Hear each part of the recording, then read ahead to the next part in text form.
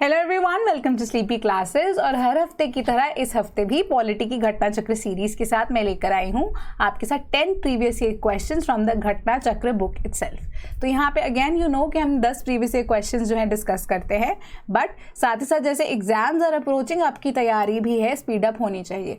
तो यहाँ पे आपको घबराने की जरूरत नहीं है। जो भी चीज़ आप पढ़ रहे हैं उसे अच्छे से रिवाइज कीजिए, उसी के अकॉर्डिंगली फर्दर जो है क्वेश्चन सॉल्व कीजिए एंड वीक एरियाज को स्पॉट आउट करके उसके ऊपर वर्क कीजिए और क्वेश्चन सॉल्व कीजिए और टेस्ट सीरीज लगाइए एंड इसी हिसाब से आपका पेपर जरूर क्लियर हो जाएगा। तो करते हैं शुरुआत। पहला क्वेश्चन है हमारे पास, Who was the chairman of the advisory committee on fundamental rights and minorities constituted by the Constituent Assembly? A. Pandit Nehru, B. Sardar Patel, C. B.N. Rao, and D. B.R. Ambedkar. So kindly mark your answers, please. तो इसका correct answer है option number B, that is Sardar Vallabhbhai Patel. तो अब हमें पता है कि हमारी कॉन्स्टिट्यूएंट असेंबली जो 1946 में बनी थी, सिंगल हैंडेडली जो है काम नहीं संभाल सकती थी, है ना। तो अभी भी हम देखते हैं कि कोई भी चीज़ मैनेज करनी है हमें डिफरेंट तरह की कमिटीज़ में या फर्दर डेलीगेट कर देते हैं काम। सिमिलरली हमारा कॉन्स्टिट्यूएंट असेंबली का जो काम था वो भी डेलीगेटेड था या आगे जो था वो डिस्ट्रीब्यूटेड था इनटू वेरियस अदर कमिटीज़, है ना। तो डिफरेंट कमिटीज़ थी, जैसे ड्राफ्टिंग कमेटी थी, स्टीयरिंग कमेटी थी, हमारे लिए फ्लैग के लिए अलग से कमेटी थी। सिमिलरली हमारे पास advisory committee on fundamental rights and minorities जो थी वो भी बनाई गई थी एंड अलग अलग कमिटीज के जो हेड्स थे वो अलग अलग पर्सन्स थे। सिमिलरली इस कमेटी के हेड थे सरदार Vallabhbhai Patel and Sardar Vallabhbhai Patel ने एक और इम्पॉर्टेंट काम किया था, वो था कि प्रिंसली स्टेट्स को इंडिया की टेरिटरी में इंक्लूड किया था उन्होंने, जिसके बाद उन्हें लॉ पुरुष यानी कि आयरन मैन ऑफ इंडिया का खिताब या टाइटल भी दिया गया था। सो the next question is, in the government of India's Niti Aayog, which is an economic policy making think tank, what is the full form of नीति? तो यहाँ पे नीति की फुल फॉर्म क्या है? A. National Internal Trade Information, B. National Institute for Transforming India, C. National Intellectual Training Institute, या D. None of the above. So kindly mark your answers, please. तो इसका करेक्ट आंसर है option number B, that is National Institute for Transforming India. तो हमें पता है कि नीति आयोग से पहले हमारे पास प्लानिंग कमीशन हुआ करता था। तो प्लानिंग कमीशन जो है हमने सबसे पहले 1951 में बनाया था, जिसका क्या काम था कि वो 5 ईयर प्लान्स बनाएगा, है ना। और 5 ईयर प्लान्स का जो कॉन्सेप्ट था वो 2015 में हमारे नीति आयोग ने 1 जनवरी से जो है उसे हटा दिया था और नीति आयोग जो है उसे अप्लाई कर दिया गया था। तो नीति आयोग जो है फर्दर 5 ईयर प्लान का कॉन्सेप्ट है उसे हटाकर अब नया थिंक टैंक जो है वो बन गया है ना।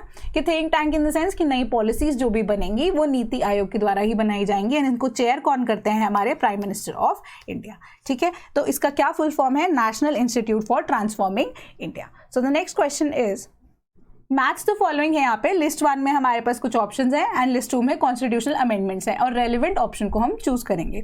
लिस्ट 1 में ए है हमारे पास curtailment of power of judicial review, B abolition of right to property as a fundamental right, C lowering the voting age from 21 to 18 and D addition of the word secular to the preamble. And list 2 में हमारे पास 61st constitutional amendment, 42nd constitutional amendment, 38th constitutional amendment and 44th constitutional amendment.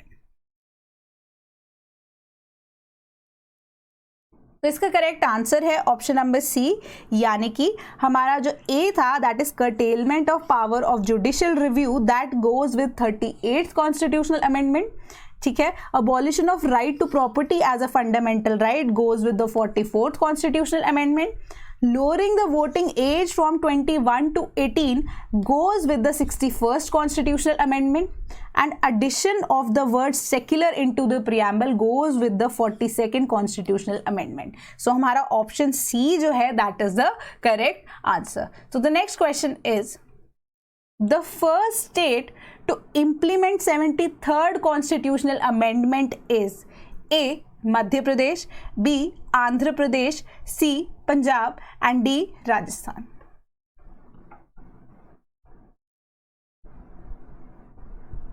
तो इसका correct answer है option number A, that is Madhya Pradesh. तो अब जब 73rd constitutional amendment की बात हो रही है, यहाँ पे हम बात कर रहे हैं पंचायती राज सिस्टम की।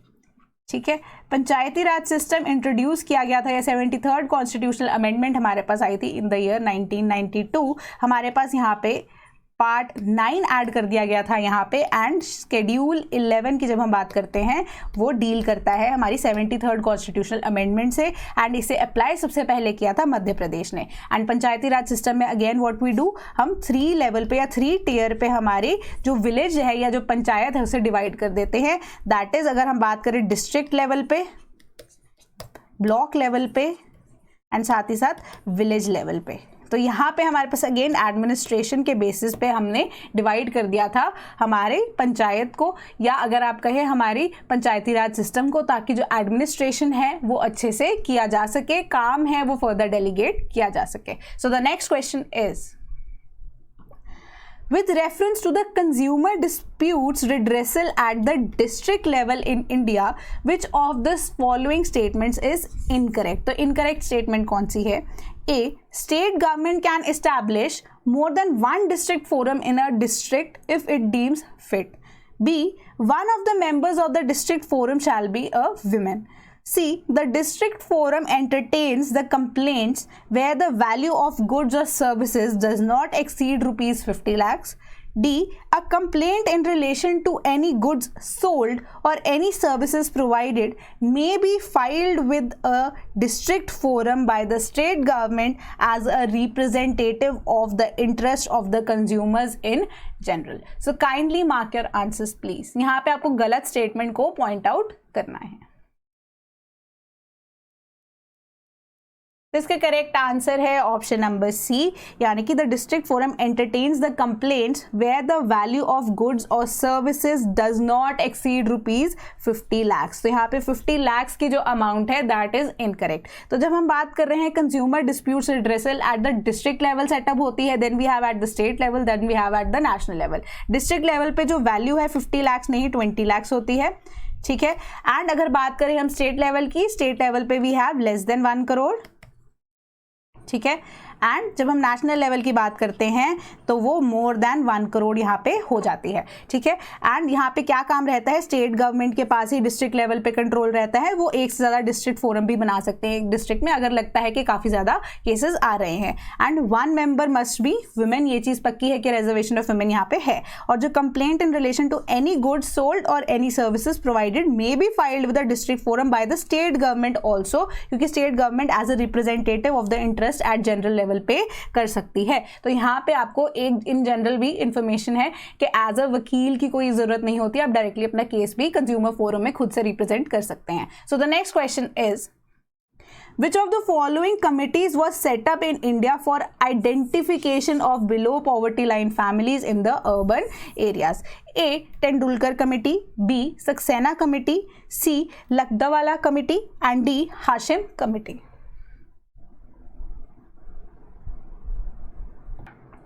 तो इसका करेक्ट आंसर है option number D, that is the Hashim committee. तो हाशिम कमेटी जो सेटअप हुई थी अंडर द, आप कहीं उसे लीड कर रहे थे प्रोफेसर SR हाशिम, ठीक है। इनका क्या काम था हाशिम कमेटी का, कि वो आइडेंटिफाई करेंगे below poverty line families urban areas में पर्टिकुलरली। तो इन्होंने क्या किया था, अपनी रिपोर्ट में 3 स्टेजेस में कहा था कि हम BPL फैमिलीज को आइडेंटिफाई करेंगे, जिसमें ऑटोमेटिकली उनकी इंक्लूजन भी होगी, ऑटोमेटिकली वो खुद से एक्सक्लूड भी हो जाएंगे। एंड फर्दर जो है पैरामीटर्स को ले डाउन किया गया था कि BPL फैमिलीज को कैसे आइडेंटिफाई किया जाएगा in the urban areas. So the next question is, other than fundamental rights, which of the following parts of the Constitution of India reflects the principles and provisions of the UDHR, यानी कि Universal Declaration of Human Rights of 1948?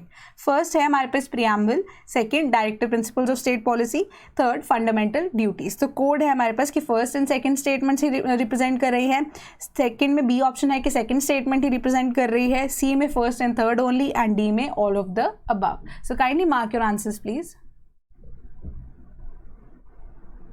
तो इसका correct answer है option number D, यानी कि तीनों की तीनों जो चीज़ें हैं, preamble, directive principles of state policies and fundamental duties, जो है तीनों ही तीनों Universal Declaration of Human Rights के प्रिंसिपल्स एंड प्रोविजंस को ले डाउन कर रही है। तो जब हम UDHR की बात कर रहे हैं तो यहाँ पे हम ह्यूमन राइट्स को डिनोट कर रहे हैं। जब हमने देखा था हमारा कॉन्स्टिट्यूशन भी जब बना था, हम बेसिक राइट्स या बेसिक सेट ऑफ राइट्स जो है, फंडामेंटल राइट्स जो है सबसे टॉप मोस्ट पोजिशन पर हमने उन्हें रखा। तो फंडामेंटल राइट्स तो है ही है, apart from the fundamental rights जो हमारे उस उससे कम इंपॉर्टेंट राइट्स है, या अगर हम बात करें जिनको हमने इन्फोर्सेबल नहीं कराया but they are still important parts of a human life, तो यहाँ पे हमारे पास प्रियम्बल में हमने, क्योंकि बीइंग द अगर कहें प्रीव्यू है या अगर आप कहें हमारे कॉन्स्टिट्यूशन का प्रीफेस है, तो सारे की सारी वैल्यूज हमारे कॉन्स्टिट्यूशन में होंगी, ऑब्वियसली वो प्रियम्बल में भी ले डाउन की जाएंगी, तो प्रियम्बल तो बिल्कुल सही पार्ट हो गया।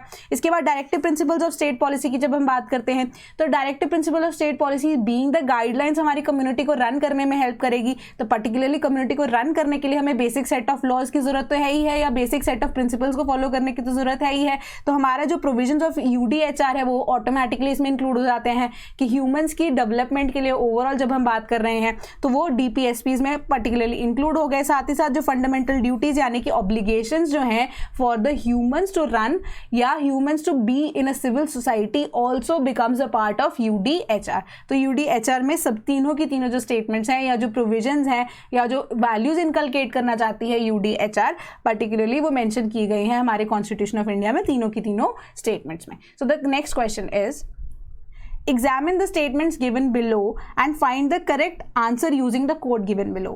First statement है judges of the high court hold the office till the age of 62 years. Second, a political party which has been recognized in 4 or more states is a national party. Third, the speaker of the Lok Sabha decides whether a bill is a money bill or not. Fourth, cognizable offense is an offense for which one can be arrested without any warrant. Select the correct statements from the code given below. A, first and second. B, first and third. C, third and fourth. And D, all of the above.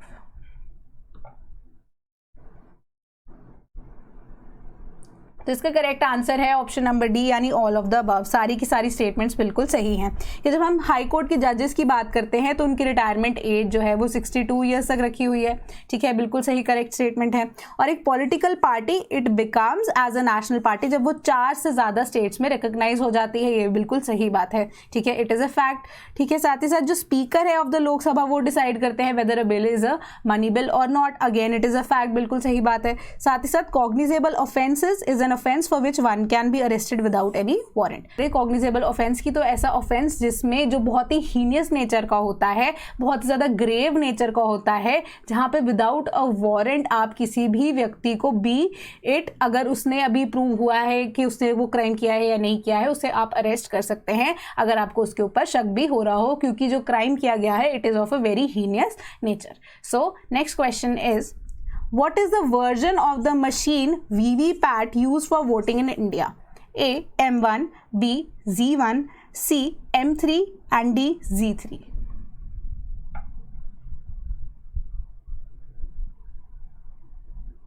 तो इसका correct answer है option number see that is M3। तो VVPAT की अगर हम बात कर रहे हैं, VVPAT की फुल फॉर्म भी आप देख लीजिए, वोटर वेरीफाइड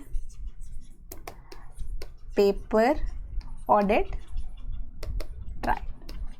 तो वीवीपैट मशीन जो है एक तरह से आप कहेंगे कि ऑटोमेटिक मशीन है जिसके थ्रू अगर आप कहें ईवीएम जो है वो ऑपरेट हो रही है।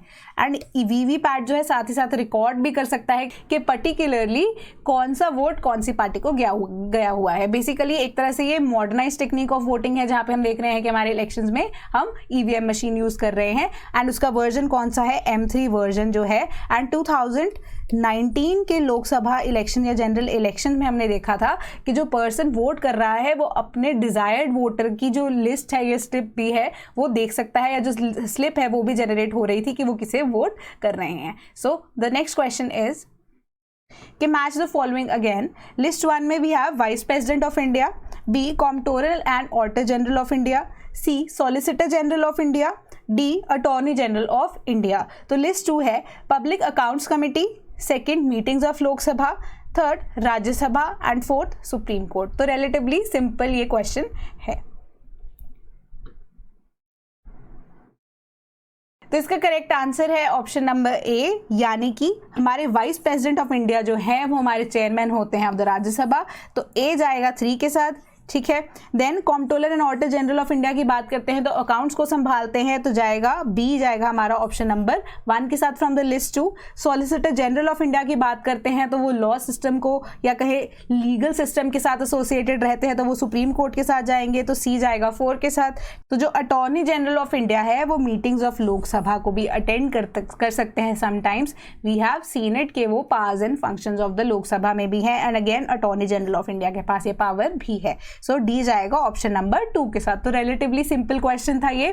तो आज के लिए इतना ही, and do comment your scores in आज की वीडियो। अगर आपको पसंद आई होगी तो please do subscribe and share the channel. Thank you so much.